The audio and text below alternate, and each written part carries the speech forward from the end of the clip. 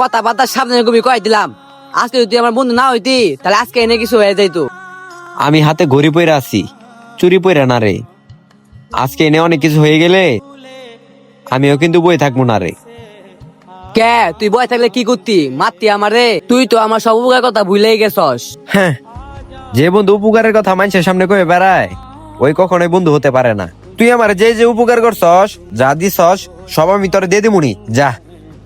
তুই ফেরত দিয়ে দিবি, আমার ছায়া তোর সামনেও যাবো না, আর তুই মরে গেলে আমি তোর দেখতেও যাবো না।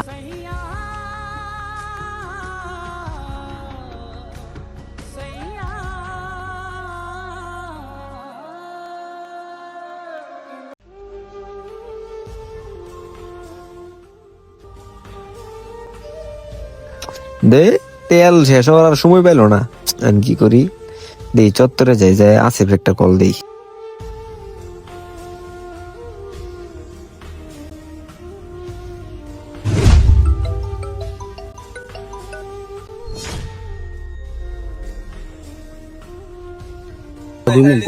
বন্ধু, আমি তো একটা বিপদে পড়ছি। আমার 1 লিটার তেল দরকার। আমি তো বিজয় চত্বরে আটকে পড়ছি। তুই একটু বন্ধু 1 লিটার তেল নিয়ে আসছে, আমার খুব উপকার হই।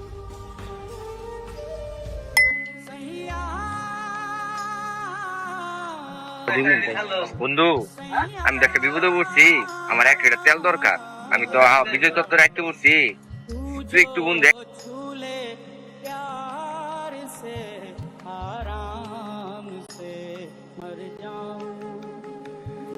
তুই না একটু আগে রাগ দেখায় চলে গেলি, আমি মারা গেলে নাকি তুই আমাকে দেখতে আসবি না?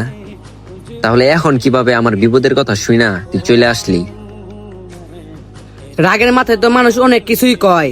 তুই কি ভুলে গেছস আমাদের ছোটবেলার কাহিনী?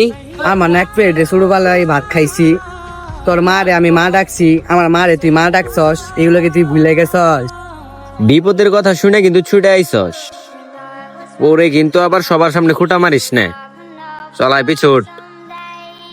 প্রিয় ভাইয়েরা আমার, প্রকৃত বন্ধুত্ব তো এটাকেই বলে, যারা শত ঝগড়াঝাটি মান অভিমান করার পরেও বিপদে পাশে দাঁড়ায়।